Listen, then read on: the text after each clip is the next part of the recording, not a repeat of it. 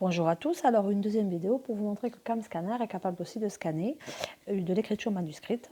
Donc en l'occurrence, si votre enfant n'a pas eu le temps de prendre le cours en entier et qu'il aimerait scanner le cours de son copain, c'est possible, avec une qualité quand même qui est assez intéressante. À savoir que CamScanner a dans cette application un logiciel de reconnaissance qu'on appelle un OCR qui a un nombre limité d'utilisation en version gratuite, et si c'est une utilisation qui va devenir fréquente chez vous et dont vous aurez régulièrement besoin, dans ce cas-là, vous serez obligé de passer en version premium, donc le principe de l'application gratuite ne s'appliquera plus.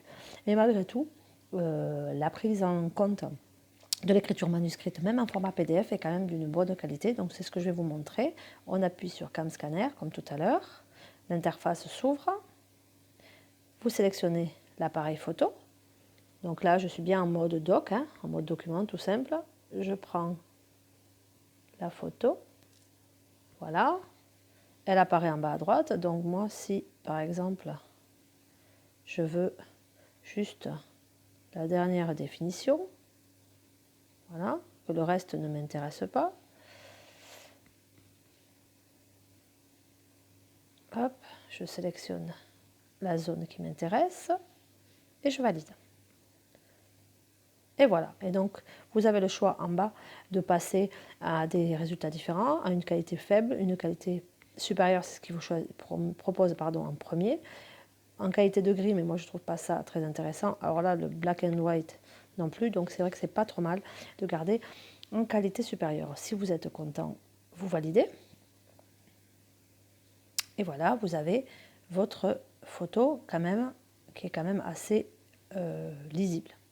Vous pouvez choisir de partager ce document, soit en format PDF, soit garder votre format image, soit le convertir en Word. Alors si vous n'avez pas utilisé l'OCR, n'essayez pas de le convertir en Word, ça ne fonctionnera pas.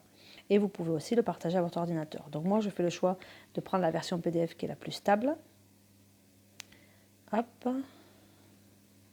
Et je partage.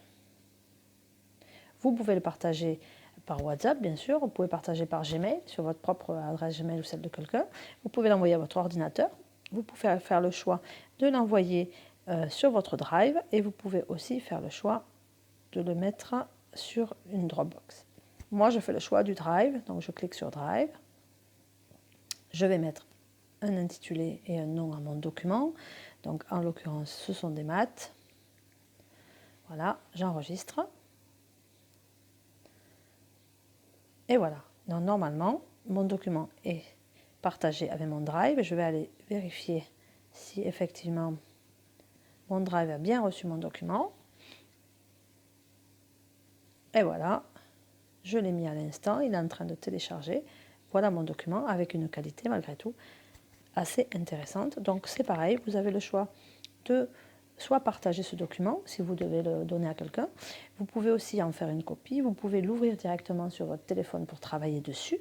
Vous pouvez le télécharger, le renommer si le document a un nom différent. Et vous pouvez aussi l'imprimer pour le mettre directement dans votre cours.